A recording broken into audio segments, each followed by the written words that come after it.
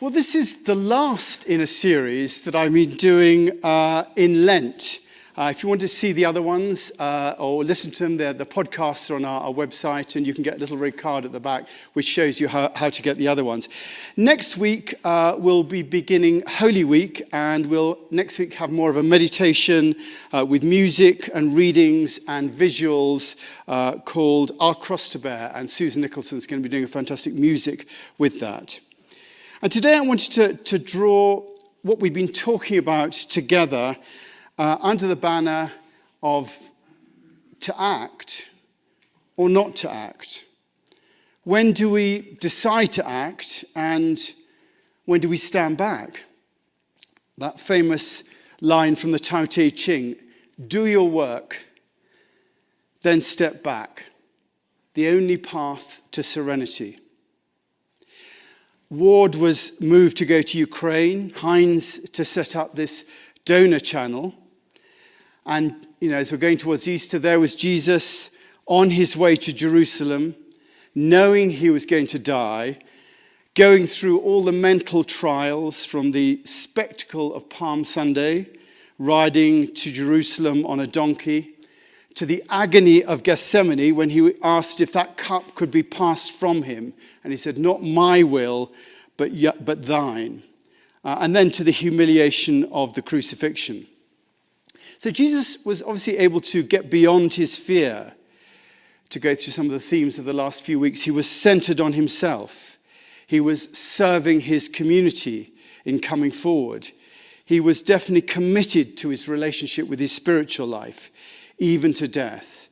And he was at peace with what he was doing. Our decisions to act have to also go through those stages. When you decide to act, you have to get beyond your fears.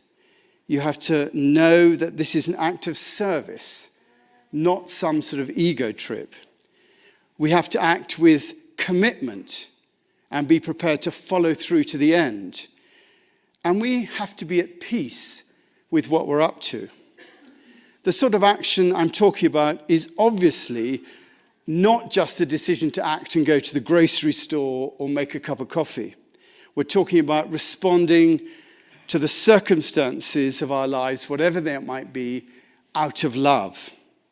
Knowing that there's something to be done, and knowing that we have to do it, as Ward was saying. He just knew he had to go. You can see that sort of commitment in the demonstrators in Russia. People willing to go out onto the streets, knowing that they're risking 15 years in prison. You can see it in Alexei Navalny, who, despite being poisoned, decided to return to Moscow, knowing he'd be arrested and imprisoned.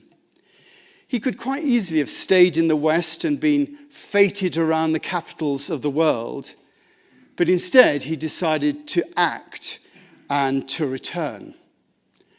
The decision to act out of a commitment to others is the highest form of action, which is why Jesus said, greater love hath no man than this, that he lay down his life for his friends.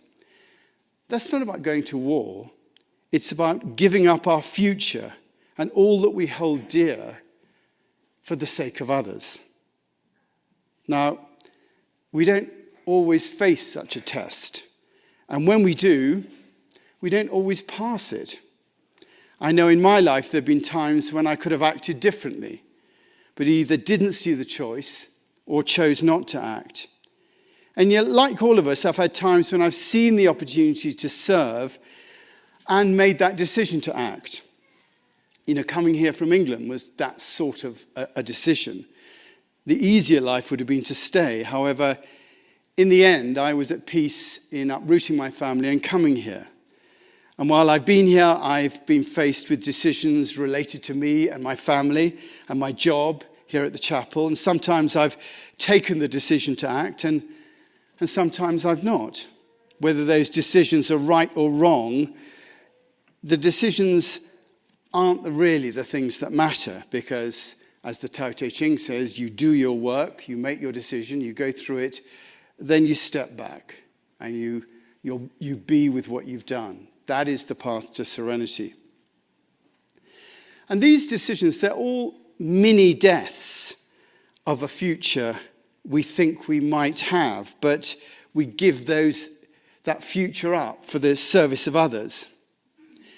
In the film The Last Temptation of Christ, Jesus' last temptation was that he could live an ordinary life. He could marry, he could have children, get a job. But in the film anyway, he chose death. And our whole life is, in fact, it's a preparation for death. Our whole life is a preparation for death. How will we face it? How we actually do face it will depend on how well prepared we've been during our lives. I wonder how well prepared are we? Do we even think about what we might have to face? We have to prepare for it. Was Vladimir Zelensky prepared for what he is having to face right now? It would seem so. He was a comedian that ended up as the president he was portraying, and yet he's seeing it through with a courage and a commitment that only comes from preparation. Will Smith, however, was not prepared. He just reacted from an unprepared place.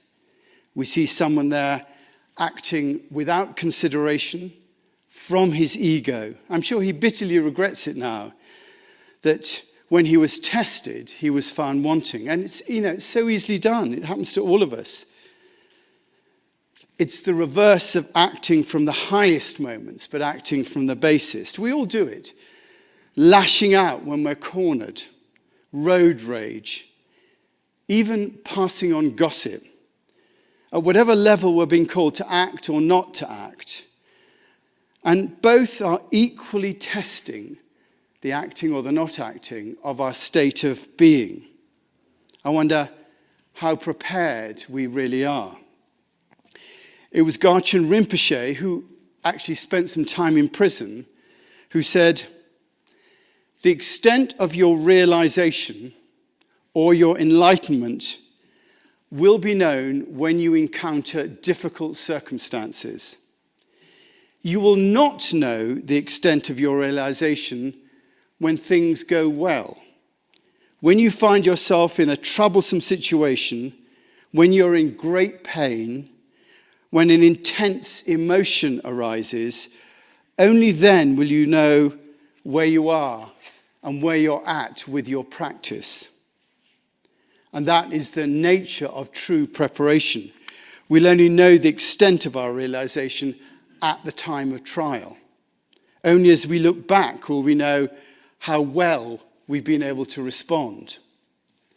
There's a line in the Lord's Prayer, "Let us not be led into temptation," or some translations of it say, "Lead me not to the time of trial."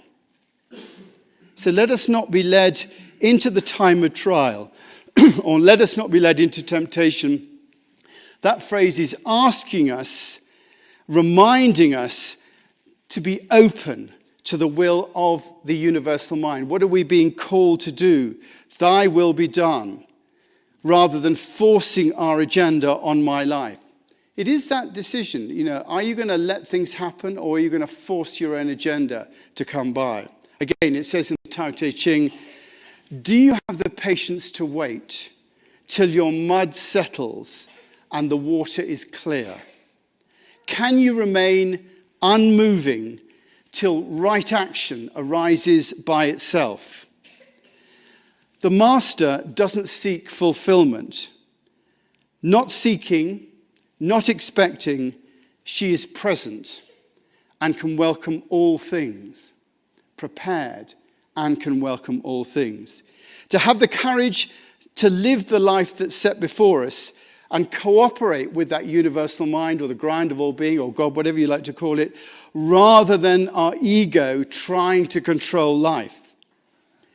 In the Buddhist Dhammapada, it says, do not turn away what is given to you. Do not reach out for what is given to others. Give thanks for what is given to you, however little. Why miss what you do not have.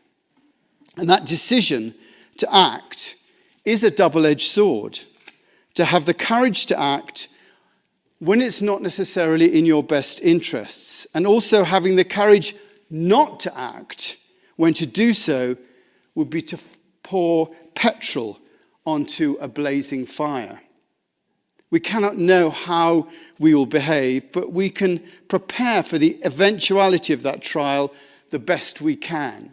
And when it does come, we hope we're at peace with what we do and can look back and learn from what we did. It may never come to us, but as we look around, we can see many examples of people to whom it did come. We have great examples of Gandhi and Nelson Mandela and other great leaders in the field. And all of us can think of examples where we and others have failed that test when it came to us. It's all about a rejection of the need to control, of giving up to that place, to that universal mind, and our ability to trust in the flow of life and our place within that. In fact, all we've been talking about during this time of Lent has been about preparing ourselves for our own time of trial, the building up of our hearts, the dealing with fear and other negative emotions, the commitment to our spiritual practice, the focus on service, the cultivation of peace within us. They're all part of preparing ourselves for a time of trial. And that's the purpose of Lent, to shape us to confront our own crucifixion and to see that if we do that, then the death that comes will lead to resurrection. Those mini deaths that we suffer in our lives.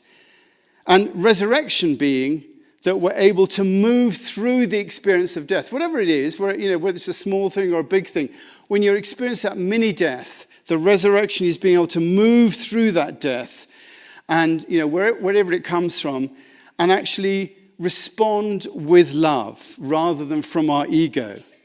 And that gives us the opportunity of new life. Resurrection actually means to rise again. So our life moves forward. It's a kind of karma without past lives, but giving us a chance at new life by going through death and giving up our own interests for the interests of others. Remembering that lovely phrase, Julian of Norwich Plus, that it will be all right in the end, and if it's not all right, it's not the end. I often think how great it would be if you could change the ending of books and films. If Romeo and Juliet had lived happily ever after, or if Othello had realized that Desdemona was not cheating on him, and it all came from Iago.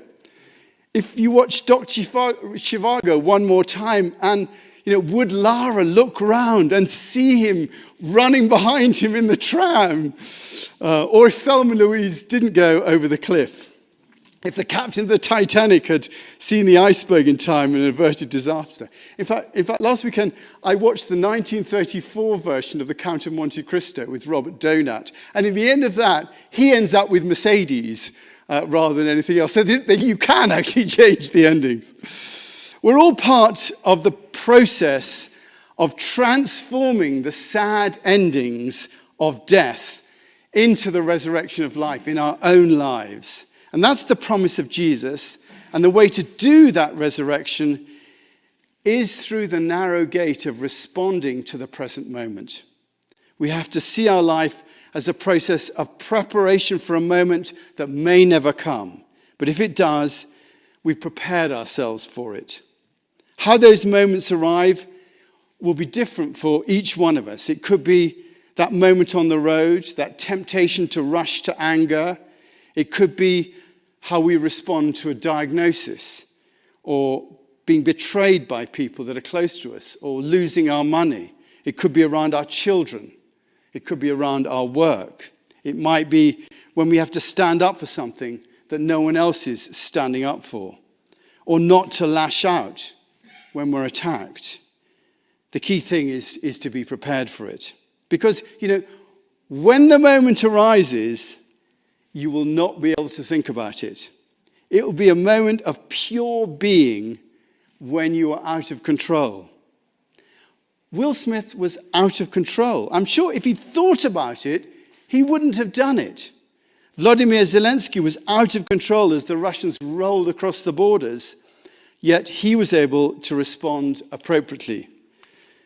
Both were tested and one was found wanting. And when it comes to us, we'll probably not be able to think about it either. But we can think about it now and put the preparations in place so that when we're asked to act, we can do it without thinking.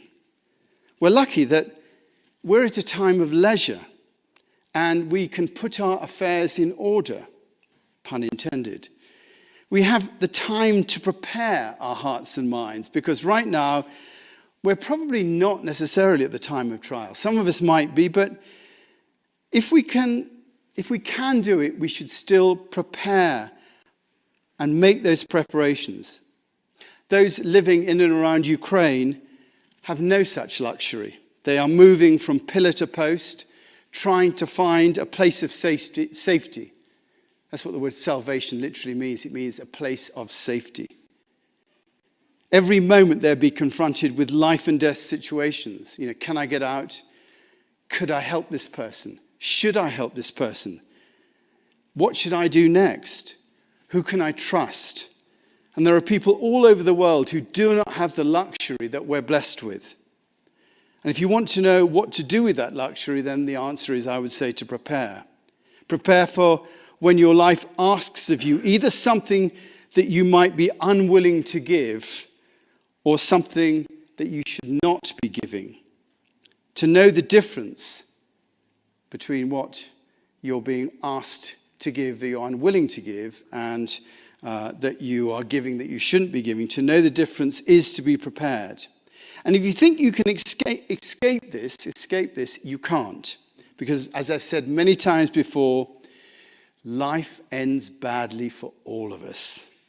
The only question is how we will face it when it comes.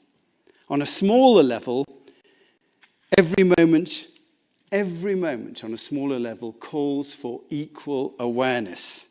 Every little decision we make, every action we choose or choose not to perform is on the same level as those big decisions. The decision to talk to someone or not. The decision to smile or not. To give or not. To pass on gossip or not. To go the extra mile for a friend or not. We may not all be called to go to Ukraine, but there is another version of the Ukraine around the corner. And how we respond to that when it comes will depend on how we've prepared ourselves for that moment when it does come.